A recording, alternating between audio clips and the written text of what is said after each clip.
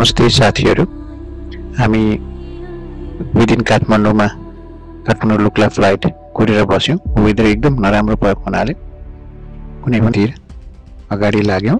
हजुरहरूलाई थाहा नै छ, रोसी खोलाले सम्पूर्ण बाटो कटान गरेको हुनाले लगभग 50 किलोमिटर जति यो पनि अफरोडै अफरोड खोलाको बगरै बगर हामी हिँड्यौँ र बीपी हाइवे हुँदै विभिन्न ठाउँहरू छिचोल्दै हामी रुसी खोला पार गरेर सुनकेसी खोलाको तिरैतिर घुर्मे भन्ने ठाउँमा क्यौँ।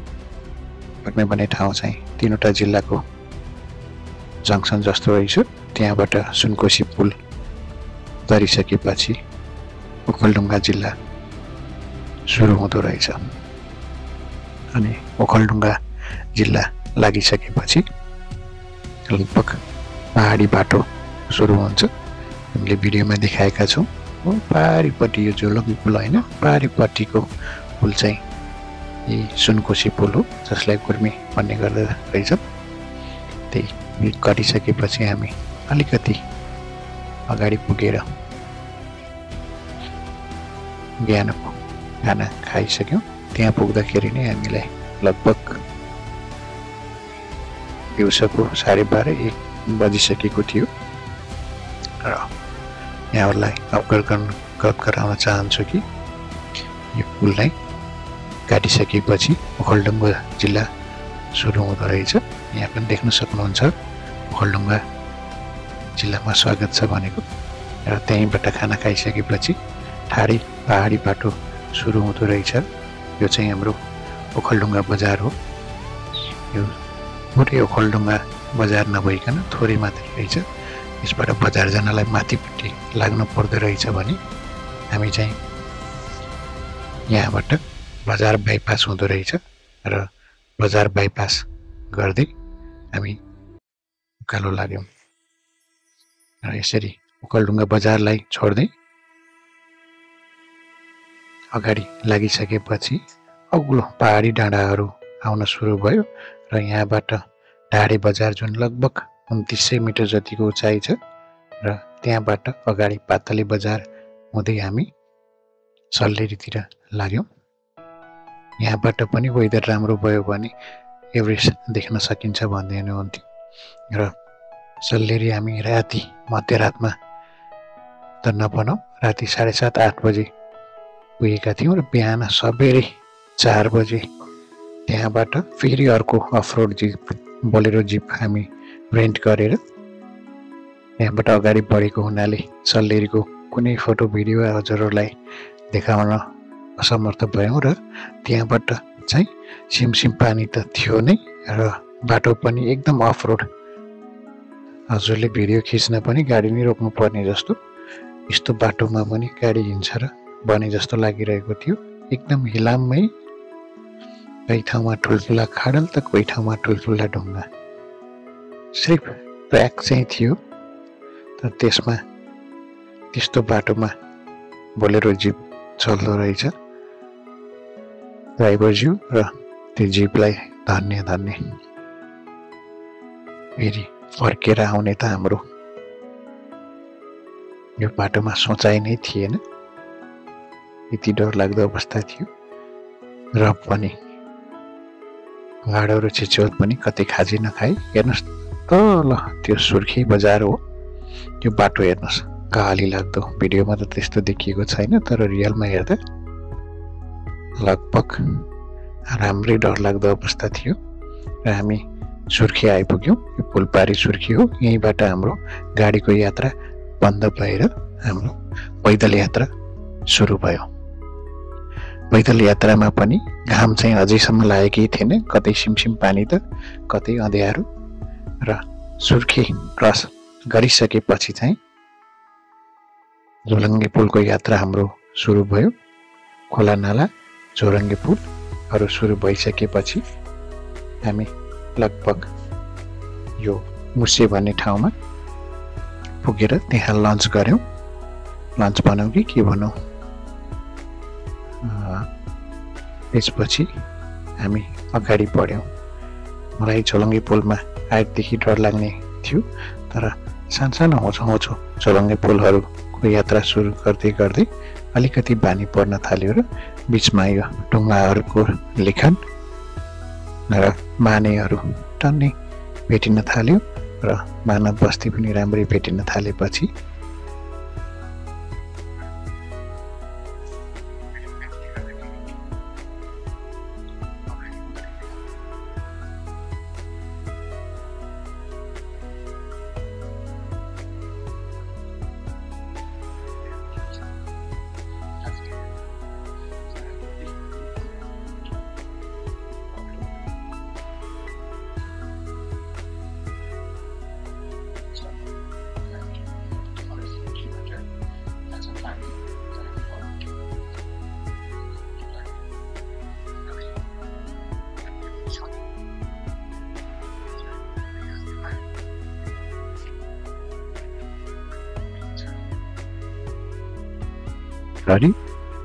चढहरू देख्न सुरु भइसकेको थियो। हामी अघि भने जिपमा चाहिँ थामे डाँडा पैया खरीखोला हुँदै हामी सुर्खे पुगेका थियौँ र पैयामा हामी लन्च गरेका थियौँ र हामी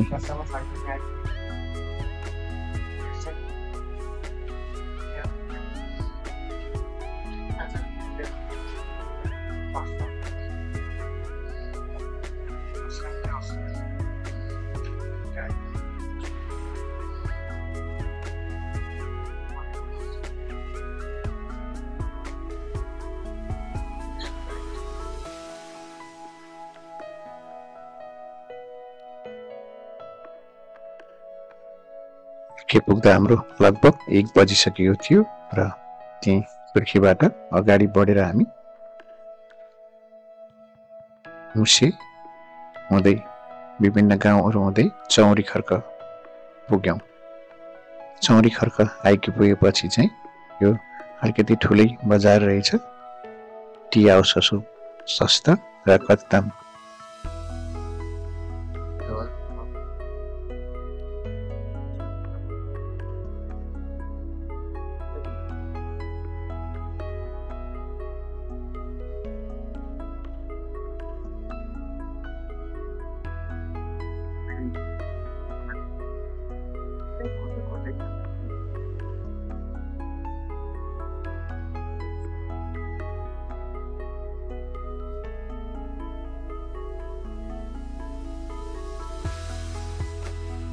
यहाँ चौरी खर्कबाट नै लुक्लाबाट पाक्दिङतिर लाग्ने बाटो र हामी तल सुर्खेबाट आउने बाटो जम्का भेट्ने ठाउँ, यानि कि रियल एभरेस्ट ट्रेकिङको बाटो हामी अब भेट्दै थियौँ।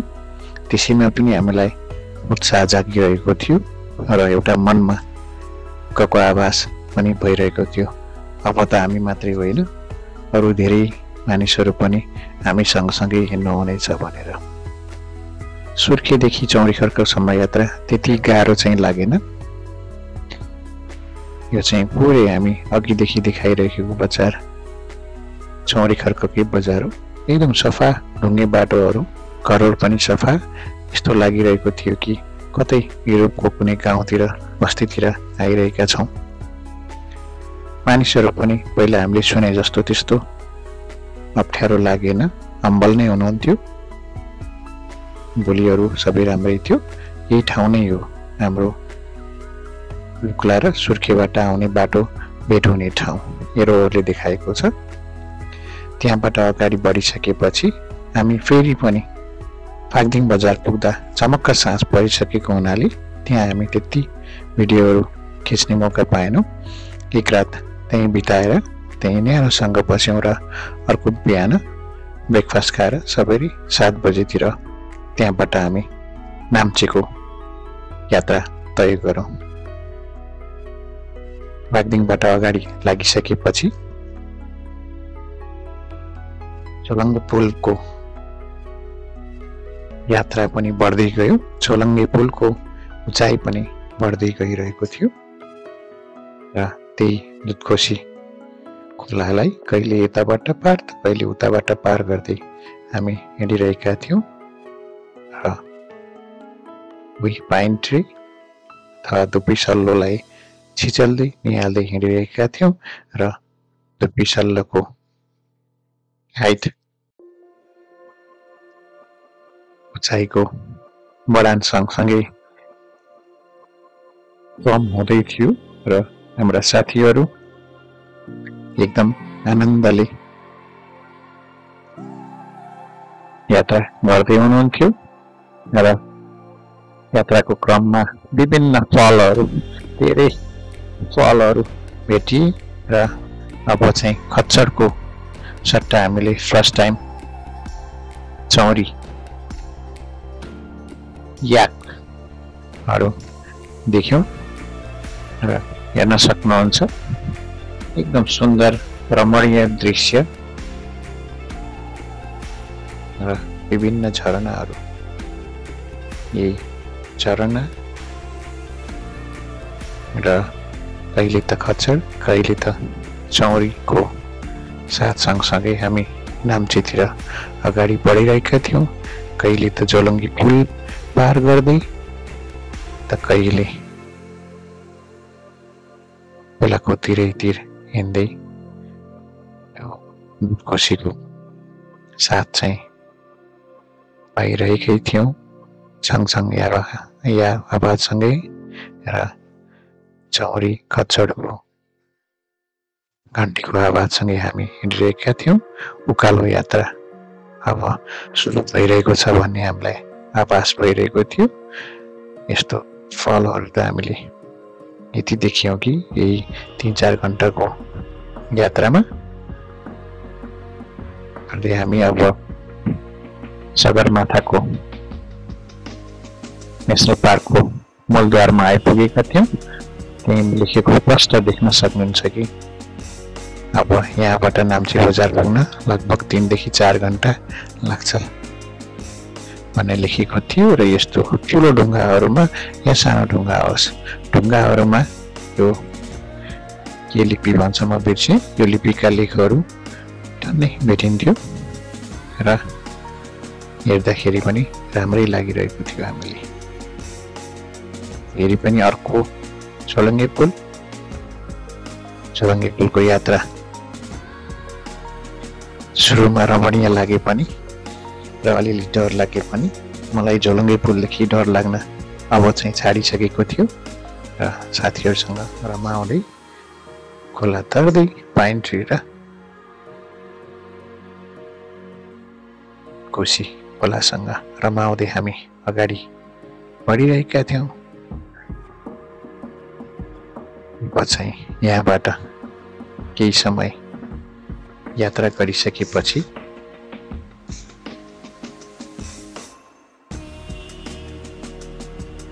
नाम्चीको उकालो आउन सुरु हुन्छ भन्दै हुनुहुन्थ्यो हाम्रो गाइडज्यूले अहिलेसम्म यहाँसम्म आइपुग्दा हामीलाई त्यस्तो अल्टिट्युडको पनि केही फिल भएको थिएन र थकानको महसुस पनि थिएन केही खोलाहरू र मडियाहरू देखिएकै थिए सिनहरू रमाइलो देखिएकै थियो इनफ्याक्ट हामीले एभरेस्ट ट्रेलको नयाँ सुन्दर बाटो अथवा रियल एभरेस्ट ट्रेकको बाटो आजदेखि बल्ल भेटेको हुनाले हामीलाई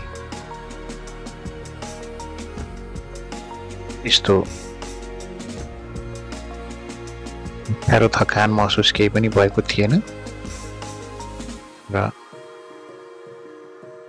रमाइलो लागिरहेको थियो र आजको यात्रा चाहिँ अलिकति टफ नै हुन्छ भन्ने भन्दै हुनुहुन्थ्यो लगभग 7 देखि 8 घण्टाको यात्रा भन्दै हुनुहुन्थ्यो र हामी हेर्नुहोस् त हिलारी ब्रिज आइसक्यौँ र यो हाम्रो यात्राको सबभन्दा अग्लो स्थान झोलङ्गे पुल हो र सबभन्दा फेमस ट्रेलको एउटा ल्यान्डमार्क पनि हो सिजनमा यसको तलपट्टि अर्को पुलबाट बन्जी जम्पिङ राख्नु भएको रहेछ र सिजनमा त्यो मजाले चल्दो रहेछ र खोलाको तल मजाले हाम्रो दुधकेशी खोला फेरि देख्न सक्नुहुन्छ र म उचाइसँग डराउने मान्छे एभरेस्ट ट्रेलको सबभन्दा अग्लो चोरङ्गे पुलमा पनि निर्बाध रूपमा अगाडि बढिरहेको छु र यसमा मेरो सहयात्री साथीहरूलाई धन्यवाद।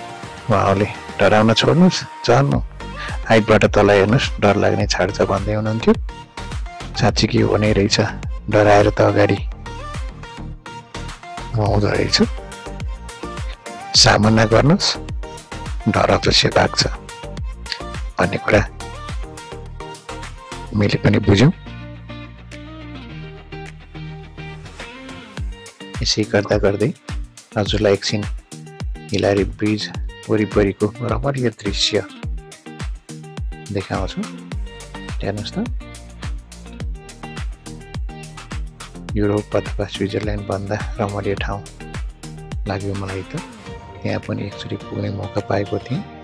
उनीहरूको पहाडहरू यस्तो ठुलो ठुलो मनमोहक दृश्यहरू भेटिँदैन।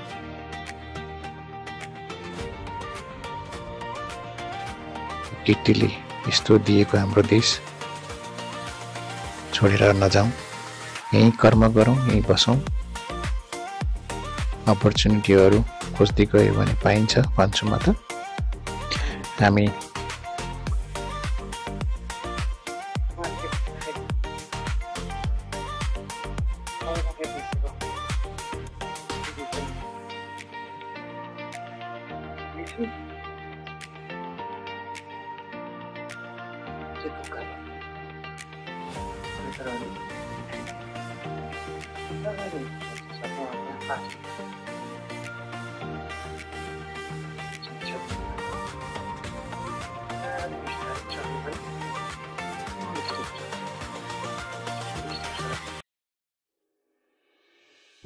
एकदम ठाडै उकालो थियो। लगभग यही उकालोमै लगभग 500 मिटरको एलिभेसन छ। लगभग हामीलाई 3 देखि 4 घण्टा लाग्छ भन्दै हुन्थ्यो हाम्रो टुर गाइडले। एभरेस्ट ट्रेकिङमा धेरै नेपालीहरूले टुर गाइड नल्याइकन आफ्नो तालले हिँड्नुहुँदो रहेछ। मलाई त्यो चाहिँ ठिक लागेन। यो हाई अल्टिट्युडको ट्रेकिङमा टुर गाइडको ठुलो महत्त्व हुन्छ। बाटो मात्रै पत्ता लगाउनु उहाँहरूको काम होइन। कहाँ रमणीय दृश्य छ, कहाँ रोकिनुपर्छ, कहाँ छिटो हिँड्नुपर्छ र अल्टिट्युड सिकनेस लाग्न नदिनलाई के गर्नुपर्छ, के खानुपर्छ भन्ने कुराहरू सम्पूर्ण जानकारीहरू उहाँहरूमा हुने हुनाले दुर्घटनाबाट बच्नु छ भने एउटा टुर गाइड चाहिँ अवश्य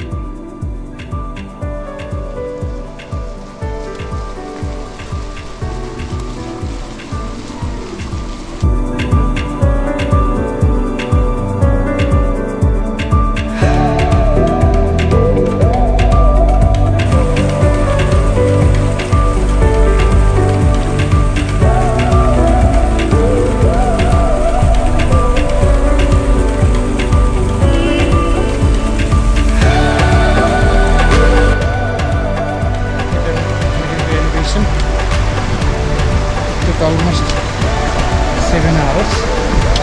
एकघण्टा लन्च ब्रेक थियो हामी। एकदम सफा निट एन्ड क्लिन कस्तो देखिन्छ कि माने। यहाँ छुट्टै बस्ती छ, हातैमा निर्भर छ। बेलुकाहरू, एटिएमहरू सम्पूर्ण प्रशस्त मात्रामा देख्न सक्नुहुन्छ।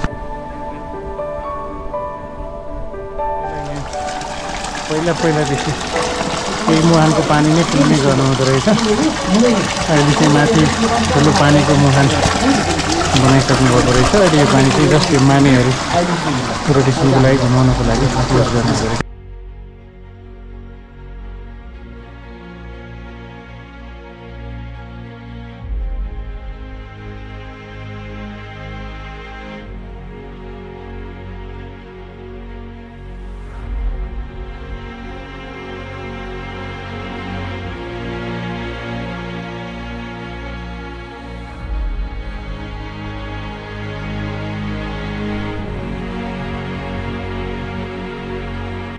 उडिरहेको छ माथि हिमाल पनि अलिकति देख्न सकिन्छ घाम लागेको छ हिमालतिर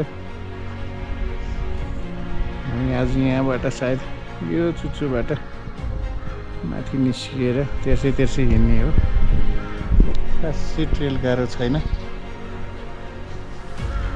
आज हिँडिराख्ने हो हामी ल साथीभाइहरू पनि यतै हुनुहुन्छ